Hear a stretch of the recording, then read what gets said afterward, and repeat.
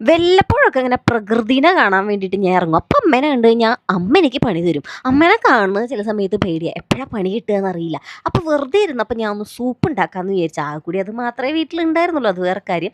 ഞാനൊരു സൂപ്പിൻ്റെ ആളേ അല്ല. എന്താണ് ഇപ്പോൾ അതിൽ ടേസ്റ്റ് ഉള്ളത്? മഴയൊക്കെ നല്ലോണം പെയ്യാണെങ്കിൽ കഴിക്കാൻ ഒരു ഇച്ചിരിയൊക്കെ ഇഷ്ടമാണ്.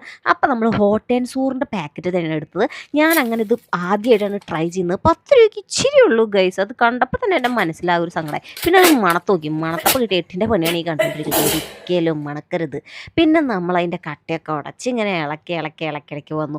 ഞാൻ ഈ സോറിൻ്റെ സാധനം ആദ്യമായിട്ടാട്ടോ ട്രൈ ചെയ്തുകൊണ്ടിരിക്കുന്നത്. കുറച്ച് ഇച്ചിരി വെള്ളം കൂടിപ്പോയോ എന്നൊരു ഡൗട്ട്. പിന്നെ ഞാൻ എന്നെ തന്നെ ആശ്വസിപ്പിച്ച് കുറച്ച് കഴിയുമ്പോൾ അത് കട്ടിയാവും കട്ടിയാവും എന്നൊക്കെ അങ്ങനെ ടേസ്റ്റ് ചെയ്ത് നോക്കി guys. Wow wow wow, what A bad taste guys. ഒരിക്കലും ഇഷ്ടപ്പെടില്ല, എനിക്ക് ഒട്ടും ഇഷ്ടമായില്ല.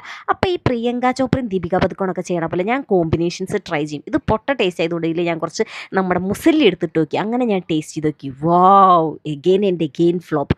ഒരിക്കലും ഈ ഫ്ലേവർ ട്രൈ ചെയ്ത് തലയൊക്കെ വെട്ടി പുളിയുടെ വേദനയായിരിക്കും ഉണ്ടാവുക. അപ്പോൾ ഗൈസ് ബൈ.